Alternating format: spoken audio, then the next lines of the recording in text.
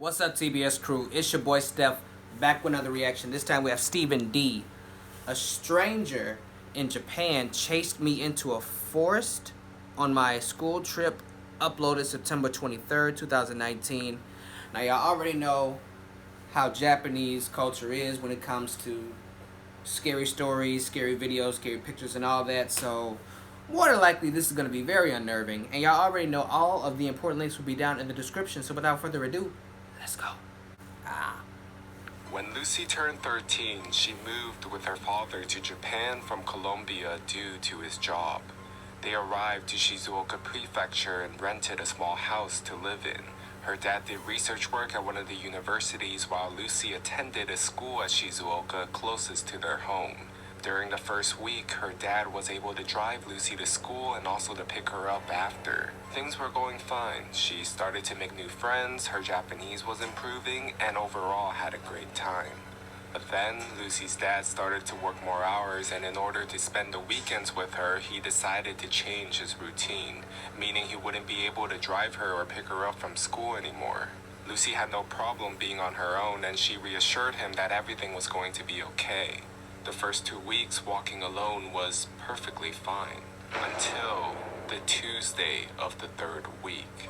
Lucy was on her usual route to school, and then a man around his 30s approached her with a kind smile on his face. He greeted her in English and started to say things such as, "It's a nice day," "I should have brought my dog," and "I remember I used to take this way to school." Irrelevant. Lucy tried to be polite since it was common to have people from the area approaching her and her dad for small talk.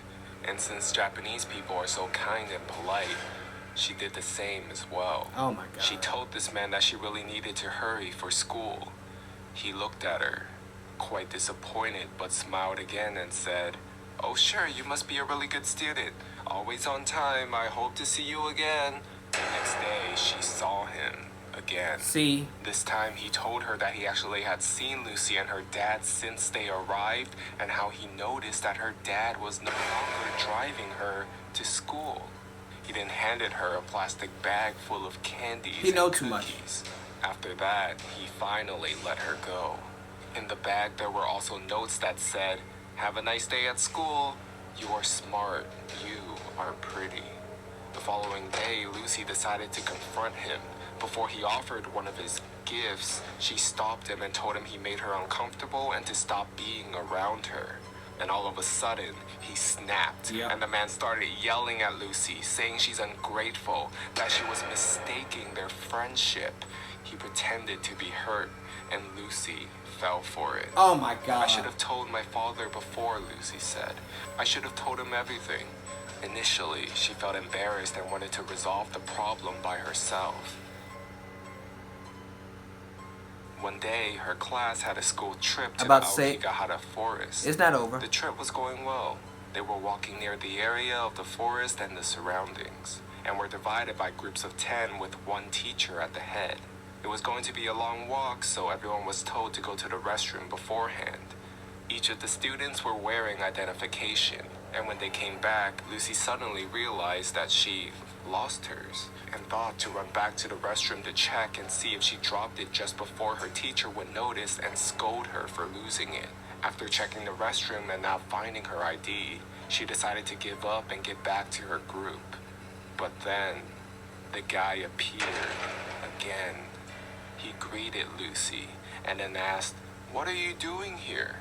Feeling shocked and freaked out to see him, Lucy told him that she was in a school trip and that she needed to hurry up and get back to find her group. But before she could get away from him, He has it, don't he? He said, "Don't you need your ID?" Knew Lucy it. froze. She looked back at him and he smiled, then said, "I found it on the ground. I recognized your pretty face. I knew he had So it. I put it in my car. Oh. Let's go get it before you get in trouble." You better not. At this point, Lucy was terrified. You better not. He started to look more sinister, and she couldn't say anything. Seeing she wasn't responding, the man grabbed her arm and began to pull her. Lucy snapped and freed from his grip and started to run away.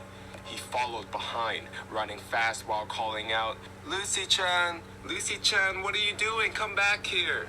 She continued running. She didn't realize that she entered the forest and was now without direction. After running for who knows how long, she no longer heard the man's voice. Her whole body felt heavy, and Lucy couldn't catch her breath. She looked around and everything seemed the same. There was silence. She continued walking for a while until she came across a tending camp. Lucy felt relief when she saw a man come out. She proceeded to tell him everything that happened. He seemed confused and a bit scared of her. But after seeing Lucy crying, he changed his expression to a more warming one. He listened to everything quietly until she finished. They both agreed to call the cops and alert the authorities of the place. Thankfully, he knew the way back to the entrance of the forest, and two of the forest keepers were walking there. His name is Yuki, and Yuki told them in Japanese everything that Lucy had told him. The forest keepers brought them to an information area where they called the police and told them to wait there. They also sent other forest keepers to look for the classmates and alert them about the guy. Meanwhile, Yuki tried to comfort Lucy, telling her what he was doing in the woods. He said that his younger brother passed away 5 years ago, and since then, he's been going to the forest on his brother's birthday to honor him. When the police arrived, she told the officer everything that happened while another group of police officers searched the area. They finally found the guy in the forest. They arrested him and searched his car for evidence and found tape, rope, and a knife. She thanked Yuki for saving her life, and shortly after, the trip ended and the school called her father. He immediately rushed to the school, but he didn't scold Lucy that day. He just hugged her and she cried on his shoulder.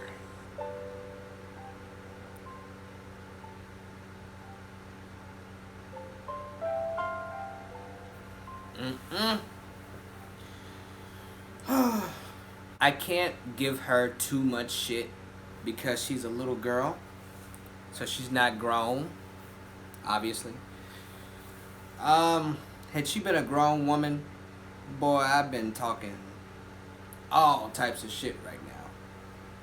But she was a girl, she was a teenager, more like somewhere in that area between like what, 10 and 14 maybe.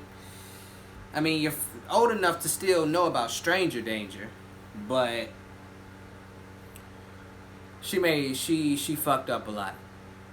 But again, cause she's a little girl, I'm not gonna get into that.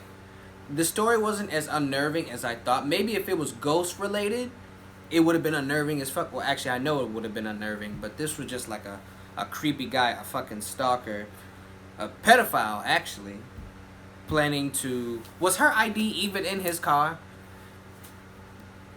The police discovered all types of, kidnapping accessories and whatnot, but they didn't clarify whether or not the ID was in there.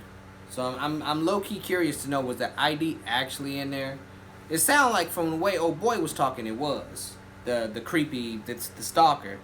But maybe that was just a ploy to get her to go back to the car so he could throw her in it, or, wrap her up or do something like that and kidnap her and do Lord knows what to her. But I'm going to end it there.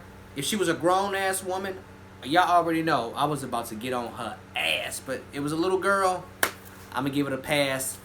Don't let that shit happen again. Thank you so much, guys, for watching my video. I hope you enjoyed it. That is all I got for y'all this time around. Your boy Steph is out.